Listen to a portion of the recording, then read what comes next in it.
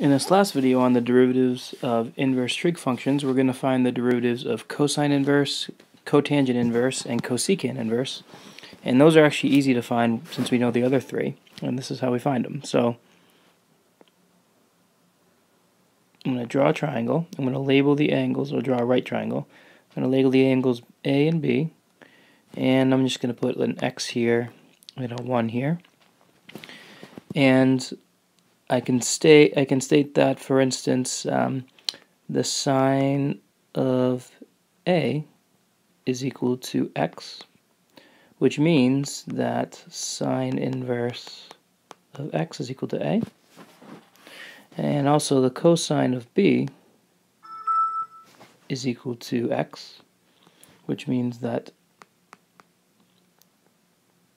cosine inverse of X is equal to B.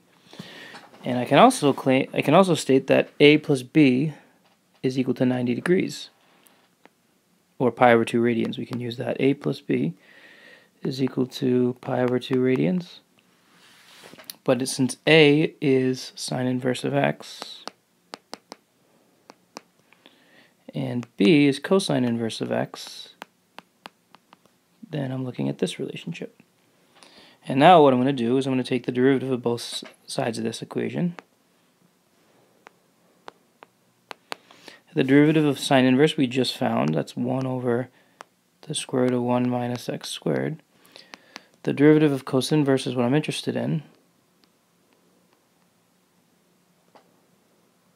And the derivative of pi over 2 is 0. And now I just subtract the 1 over square root of 1 minus x squared from both sides, and I have the derivative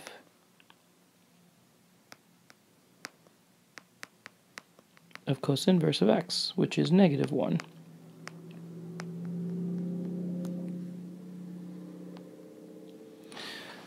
So that was easy enough. This exact same argument can be made with the other guys. So for instance, I can say, I'll just state them here, that the derivative, and you can derive this if you'd like, it's really the exact same argument. The derivative of cotangent inverse is just negative the derivative of tangent inverse, which would be this.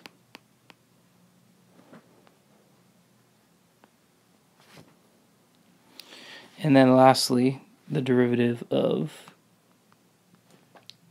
cosecant inverse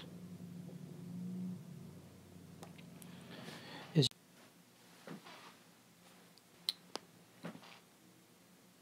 so this is just going to be the opposite of the derivative of secant inverse, which we found to be 1 over absolute value of x, square root of x squared, minus 1.